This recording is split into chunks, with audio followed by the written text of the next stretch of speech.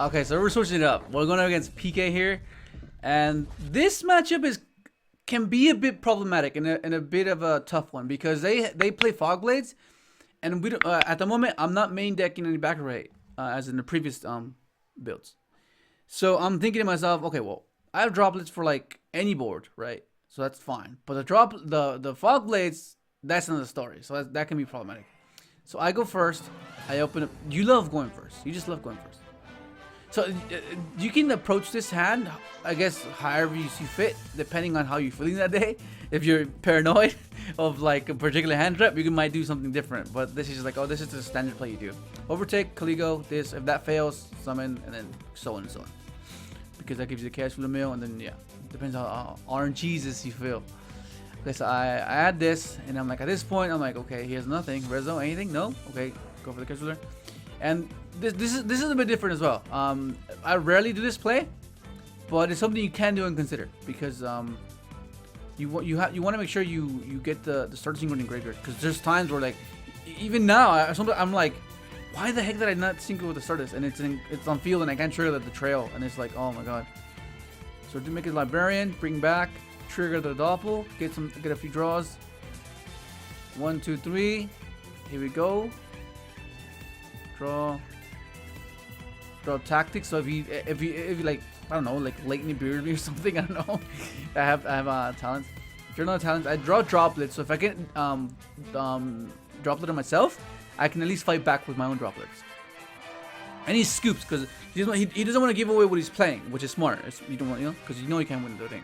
I look at my hand and I'm like, oh wow, this is not bad. Except this, I swear, man, this damn man is always in my hand.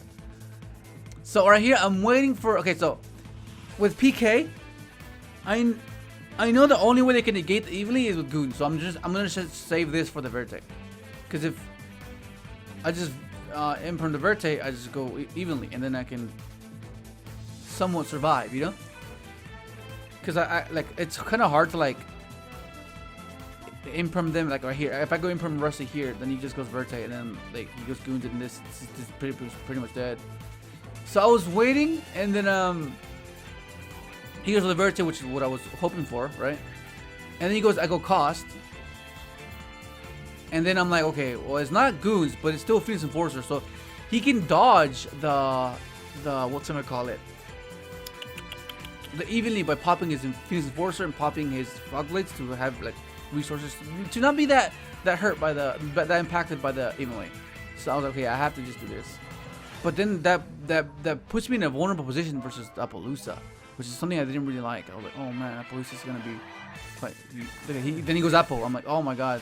So he starts popping his stuff, right? Which is smart. Like you can tell he's well versed in his deck, because like if I can't kill him because he has Appaloosa either way, he has a bunch of resources to just bounce back the following turn.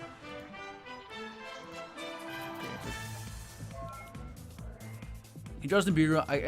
Okay, so I was debating on keeping this because I'm not sure if it was an end phase Fog Blade, the thing, and bring back his guy. So I was risking it. I was like, oh my god. But I had to, because what if he just doesn't? And then I'm like, oh, I just got outplayed. So I was like, let's do the office play. I'll set it. And he goes, summon. I'm like hoping he doesn't have game here.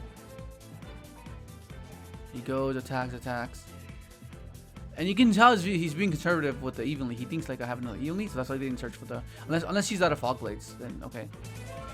And I draw this, which is good, but the Appaloosa, I can only bait so much. Like I can't play past Zeus and Appaloosa, which is like, oh, is this the exact game?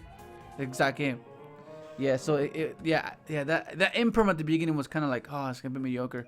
Okay, so look at her hands. Okay, my hand is not bad. I mean, it is bad. What am I saying? It's bad. So I need him to bite with this.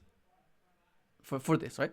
So his hands is Draw, Psychic Wielder, one of the Garnets, I guess, Celestial, Boots, and Reborn. So okay, the Reborn. Okay, the order's gonna stop the Reborn. That's already. You're trading 1 for 1. And then the Ruler is gonna trade off with this. Okay, so I do that. Summon Kaligo, effect Kaligo, trigger that, and I mill. I'm like, oh, that was nice. That's nice. I draw, and he draws me, And then I was like, okay, fine. And then I go talents, take away the boots, because like I said, this takes away this. This does nothing. It's basically just a beat stick. And then he needs to. This is where it's the luck of the draw. Will he get a level 3 or not? If he gets to level 3, I'm pretty sure I'm dead.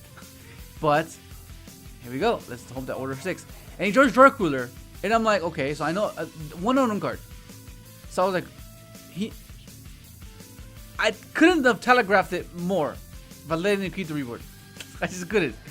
So I do that. He passes, and this is what I mean. This is exactly what I mean. Consistency versus consistency. How often and how bad.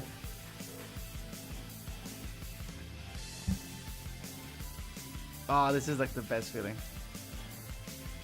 It is so cool. You just do this. Look at that. GG. Like I could have done other things, but like I just wanted to end it. Like there was no point of going any longer. Like there was just no point. He didn't have to be. He's not playing Gores. Like there's just no way. But something I should have done. I should have attacked with Herald first to begin with, because that completes the thing. But anyways, damn.